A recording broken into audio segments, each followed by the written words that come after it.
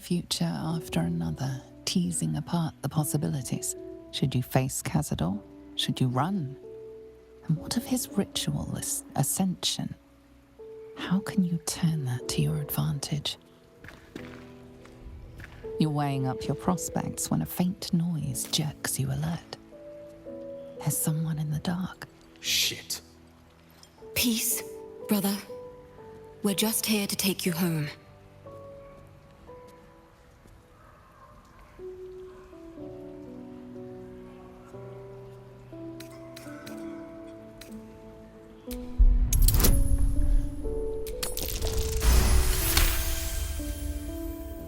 He's going to end us.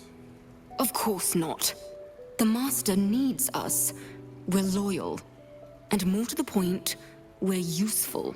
But if Brother's right, we're more useful to him dead. Then we'll die. Unlike our sweet brother, we've no choice but to obey. Master said bring him home. Master said to fight. Never forbade us from talking, though. Sorry, brother.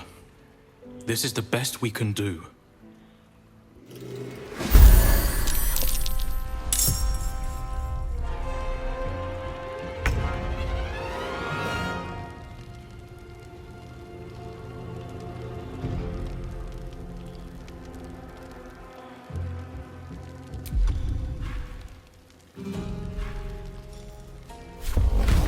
Open up!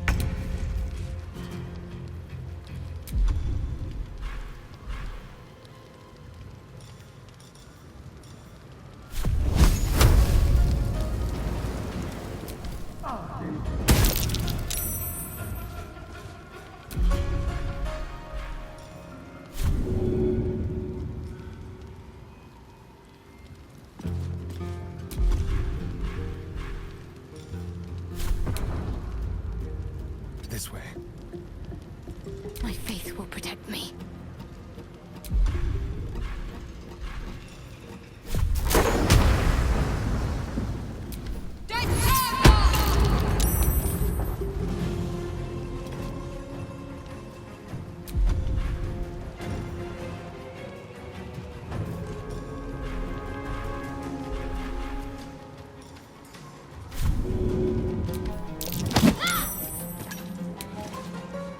I will ascend.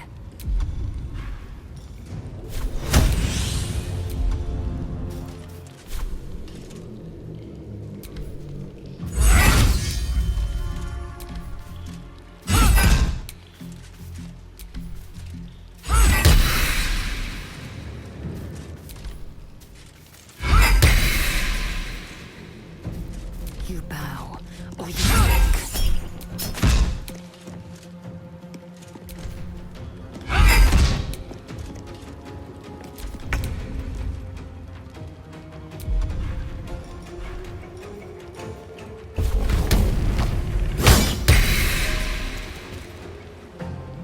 Cry about it.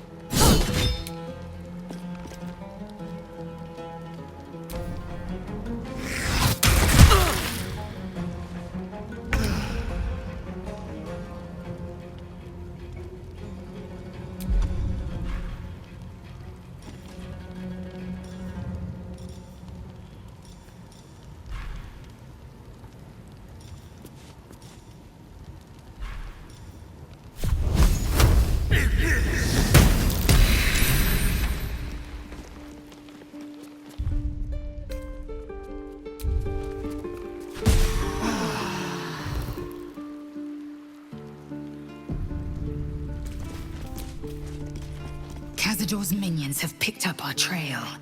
For your sake, I hope this was the last of them.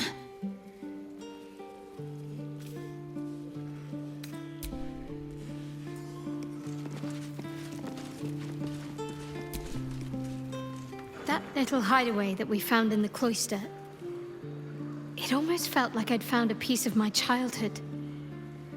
Childhood I don't truly remember.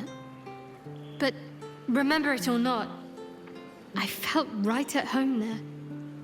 Surrounded by books and night orchids.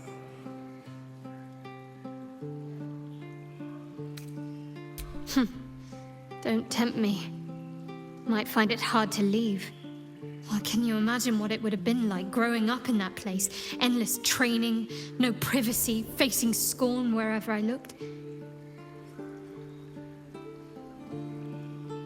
I can very easily imagine I needed somewhere to escape to, if I was to survive.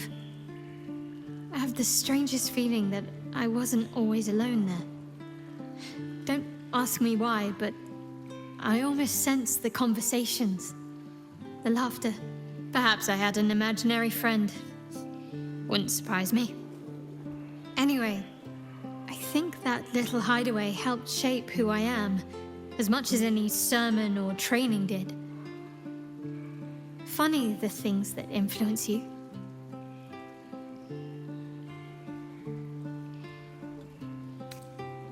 Rings a bell? Why? Oh, hells. You didn't pick that by hand, did you? They're deadly poisonous.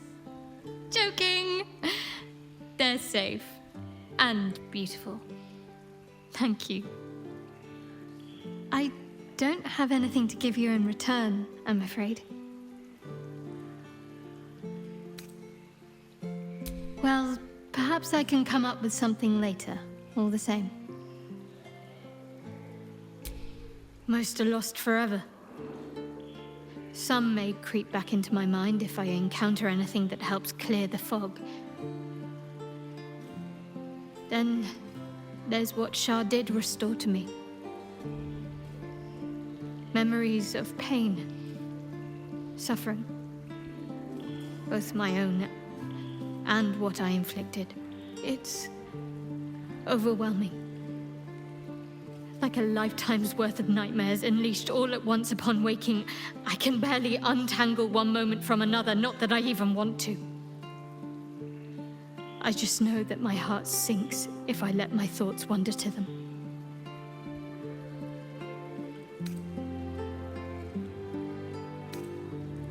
Of course. From the first time I laid eyes on you right until now. That's all safe. I wouldn't surrender even a moment of it. Shah seeks to break people, to fill their lives with despair so that they will turn to her for relief. Perhaps she thought this would lead me back to her in time. But it won't. I fought too hard to win my freedom. I will not give it up again, no matter how much it hurts. Perhaps. But in the meanwhile, I'll just have to find a way to live with them.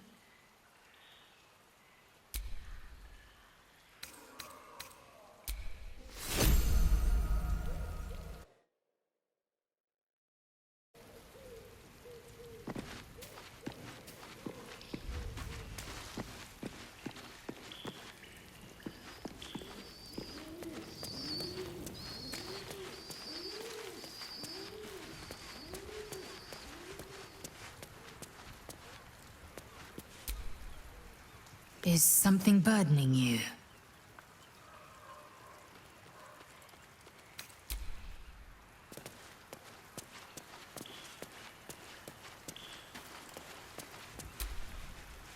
If you have business to conclude before the road to Baldur and the city needs us.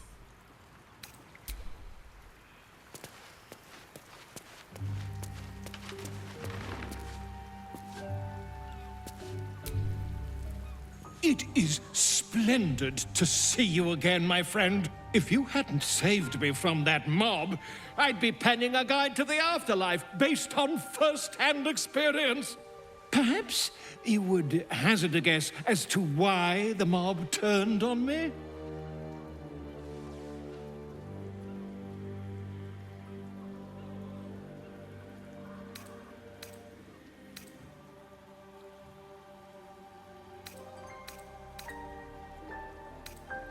Pish-posh!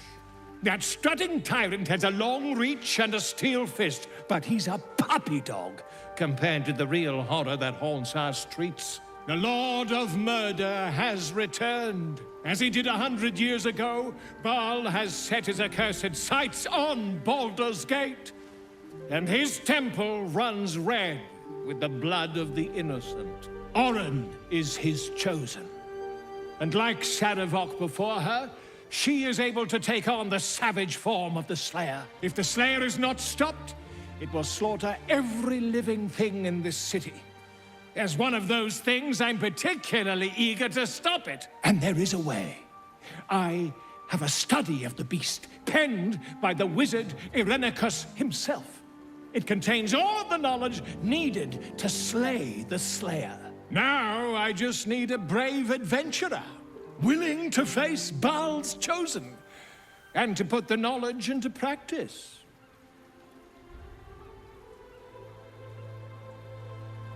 Wonderful! I can scarcely think of anyone more suitable. It will serve you well. A study of the Slayer, penned by John Irenicus. It's one of a kind, so do try to keep it away from the inevitable bloodbath, The Dream Eater. It is said the children of Baal are claimed throughout their sleep, ever disturbed by visions of a life of bloodshed and terror. Once they have seen too much, once these dreams drive their minds to break, they are beset by the Slayer. It is a beast of unspeakable violence that consumes all in its path, including the soul of the one who is host to it. A genius, exiled from his home in the elven paradise of Soldanessala, when he attempted to seize the power of life itself, he instead turned his magnificent mind to murder on a grand scale. That is how he came to crave the power of the Baal spawn. He saw them not as living things, but as tools for his own machinations. In the end, though Irenicus took the form of the Slayer for himself, it was a Baal spawn who thwarted him, the same that saved Baldur's Gate.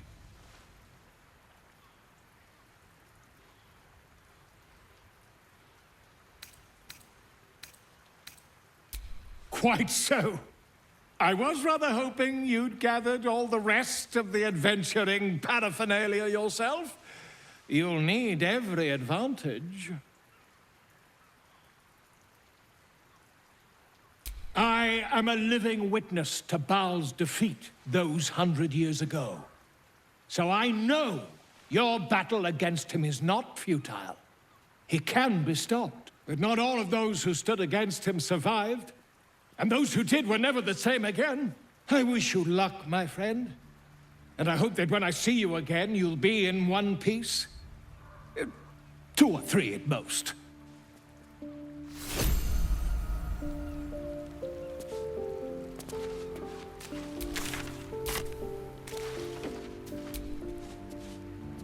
I dare Cazador to send more lackeys our way. This is our territory. I'll crack anyone who tries to come into my house and hurt my people.